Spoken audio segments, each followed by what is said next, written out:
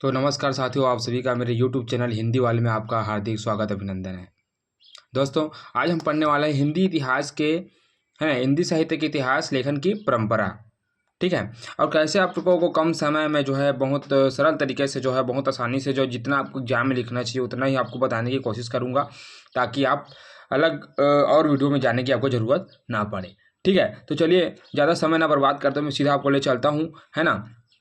तो हिंदी साहित्य के इतिहास लेखन की परंपरा, ठीक है, इसको हम अध्ययन के लिए जो है 3 भागों में बांट देते हैं। ठीक है, मात्र किसके लिए? अध्ययन के सुविधा के लिए। कौन कौन से भाग में बांटेंगे? प्रारंभिक काल, मध्यकाल और आधुनिक काल। ठीक है, 3 भागों में इसको बांट देते हैं, प्रारंभिक काल, मध्यकाल और आधुनिक काल। ठीक है, इसको आगे और अन्य लेखकों ने अपने अपने ग्रंथ के अनुसार से अलग अलग बांटा है, लेकिन हम क्या है अध्ययन के लिए 3 भागों में बांट सकते हैं। इसके साथ ही हम बाकी जो लेखकों ने अपने अपने ग्रंथ में जिस प्रकार से बांटा है ना, उसको समझने में हमें आसानी होगी। ठीक है, तो जो इसकी परंपरा है ना, तो इसकी शुरुआत किसने की? आखिर पहला जो है हिंदी साहित्य इतिहास किसने लिखा, है ना? तो नाम आता है आपका गारसा तासी। ठीक है, गारसा तासी जो क्या थे? फ्रेंच विद्वान थे, है ना, फ्रेंच के विद्वान थे। तो उन्होंने क्या किया? पहला जो है हिंदी इतिहास, है ना, हिंदी साहित्य के इतिहास की लेखन की परंपरा का उन्होंने क्या किया? पहला ग्रंथ उन्होंने लिखा। ठीक है, लेकिन इन्होंने क्या लिखा? इन्होंने ये लिखा कि इन्होंने इतिहास तो नहीं लिखा, लेकिन इन्होंने जो है उर्दू और हिंदी कवियों को जो है उन्होंने क्या किया? उसके रचना काल के अनुसार से क्या किया? सम्मिलित किया, है ना। तो उसको हम ये नहीं कह सकते कि उन्होंने जो है हिंदी साहित्य के इतिहास लिखा, लेकिन जो है रचना काल के अनुसार से उन्होंने क्या किया है? इसका बहुत महत्वपूर्ण स्थान है। ठीक है, दूसरा आता है आपका सिंह सिंह सेंगर, है ना। जो सिंह सिंह सेंगर है, उन्होंने क्या किया? सिंह सिंह सरोज नामक ग्रंथ लिखा, है ना, सिंह सिंह सरोज नामक ग्रंथ लिखा। और इन्होंने जो है इसकी रचना करने के लिए बहुत सारे हिंदी और संस्कृत ग्रंथों का बहुत गहन अध्ययन किया।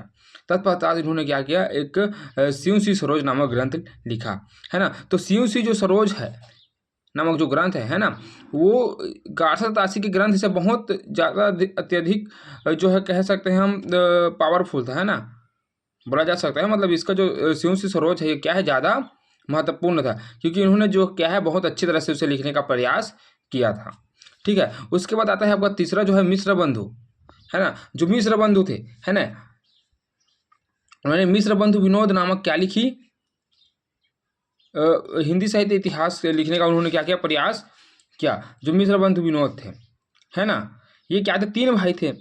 कौन कौन से? गणेश, श्याम और सुखदेव।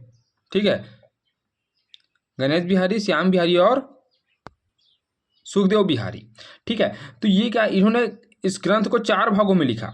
ठीक है, इन्होंने क्या किया? 4 भागों में अपने ग्रंथ को लिखा। जो मिश्र बंधु विनोद था उसको 4 भागों में लिखा। ठीक है, जो 3 भाग का प्रकाशन कब हुआ? जो 3 भाग का प्रकाशन कब हुआ? 1913 में। ठीक है, और जो चौथा है वो कितना हुआ? 1934। ठीक है, तो इसमें जो मिश्र बंधु विनोद का जो क्या हुआ? प्रकाशन हुआ।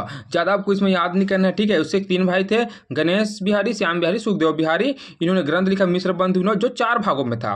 ठीक है, जो 3 भाग था 1913 में प्रकाशित हुआ, और जो चौथा भाग है वो 1934 में प्रकाशित हुआ। ठीक है, अब चौथा आता है आचार्य रामचंद्र शुक्ल जी। ठीक है, इन्होंने क्या किया? जो समय की रचनाएं थी, उस समय की जो रचनाएं थी, है ना, किस आधार पर क्या करते थे? किस आधार पर, किस विषय पर वो लोग क्या करते थे? रचना करते थे, है ना। उसके आधार पर जो है उन्होंने इतिहास की जो है रचना की। जिसकी वीर गाथा काल उन्होंने कहा है। तो वीर गाथा काल क्यों कहा है? तो वीर गाथा काल इसलिए कहा है क्योंकि उस समय जो है जो राजा महाराजा थे, है ना, उसके गुणों का गुणगान कहा जाता था, है ना, उसके वीरता का गुणगान गाया करते थे, लिखा करते थे। तो उसके आधार पर उन्होंने क्या कहा है? वीर गाथा काल उसको नाम दिया है। ठीक है, इसमें विवाद भी हमको देखने को मिलता है। कैसा विवाद? जैसे कि और भी कई सारी विषय थी, लेकिन हम वीर गाथा ही क्यों बोले उसको? ऐसे ऐसे कई और विवाद आता है उनकी रचनाओं में, लेकिन आचार्य रामचंद्र शुक्ला जी के जो इतिहास लेखन है उसको ज़्यादा तर्क संगत माना गया है, ज़्यादा पावरफुल माना गया है, ज़्यादा अच्छा माना गया है। ठीक है, अब 5वां कौन आता है? 5वां आता है आपका आचार्य हजारी प्रसाद द्विवेदी। ठीक है, जो हजारी प्रसाद द्विवेदी है, इन्होंने क्या किया है? इन्होंने जो आचार्य रामचंद्र शुक्ल के जो कुछ कमियां रही होगी, है ना, जैसे कुछ कमी, जैसे कि आचार्य रामचंद्र शुक्ल ने क्या लिखा? हिंदी साहित्य का इतिहास लिखा। तो इन्होंने क्या किया है? अलग ढंग से, है ना, आधुनिक साहित्य इतिहास की दृष्टि से इतिहास लेखन किया। मतलब जो हमें कमी उसमें देखने को मिली आचार्य रामचंद्र शुक्ल जी के इतिहास में, उसको आचार्य हजारी प्रसाद द्विवेदी द्वारा जो पूरा करने का हमें प्रयास यहाँ पर देखने को मिला। ठीक है, छठवां आता है आपका राम कुमार वर्मा, जिन्होंने क्या लिखा है, हिंदी साहित्य का आलोचनात्मक इतिहास लिखा है ना। इन्होंने क्या लिखा, आलोचनात्मक इतिहास लिखा। इन्होंने जो है आचार्य रामचंद्र शुक्ल जी के जो इतिहास है उसको आधार बनाकर जो अपनी आलोचनात्मक हिंदी इतिहास को लिखा। ठीक है, उसके बाद आते हैं डॉक्टर गणपति चंद्र गुप्त जी। ठीक है, अब जो गणपति चंद्र गुप्त जी हैं, इन्होंने क्या किया, इनके इतिहास को वैज्ञानिक इतिहास माना जाता है ना। जो गणपति चंद्र गुप्त जी के इतिहास को क्या माना जाता है, वैज्ञानिक इतिहास माना जाता है।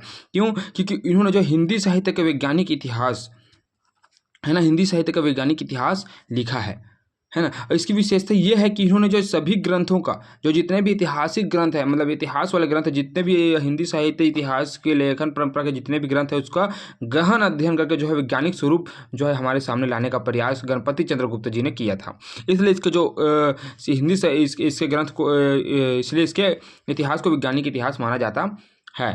ठीक है, उसके बाद आता है आपका आठवां डॉक्टर हरीशचंद्र वर्मा, है ना। हरीशचंद्र वर्मा ने क्या किया, इन्होंने हिंदी साहित्य का इतिहास लिखा है, जो 1982 में क्या हुई, 1982 में उन्होंने क्या है, इस ग्रंथ को लिखा है, किसको, हिंदी साहित्य के इतिहास को। ठीक है, इस ग्रंथ में क्या मिलेगा आपको, इस ग्रंथ में जो ऐतिहासिक और जो सामाजिक परिवेश थी, है ना, और उससे संबंधित जो साहित्यिक प्रवृत्तियाँ है ना, जो सामाजिक और ऐतिहासिक से संबंधित जो साहित्यिक प्रवृत्तियाँ थी, उनको उसकी प्रधानता को केंद्र में रखकर, है ना, और परंपरागत जो काल विभाजन को संशोधित रूप में प्रस्तुत करते हुए, है ना, विकसित भी किया गया है, जो हिंदी साहित्य का इतिहास है उसके माध्यम से। ठीक है, तो ये थे।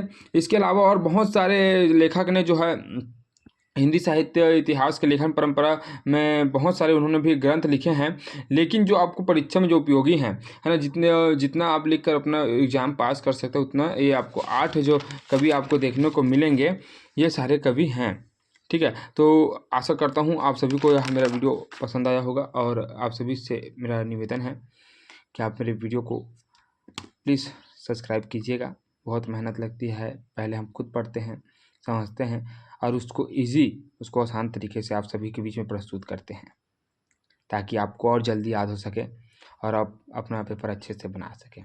तो आपसे बहुत बहुत और सादर निवेदन है कि आप मेरे इस YouTube चैनल को सब्सक्राइब कीजिए, मेरे वीडियो को लाइक कीजिए, चैनल को सब्सक्राइब कीजिए, और इस वीडियो को अपने दोस्तों के पास शेयर कीजिए। बहुत बहुत धन्यवाद।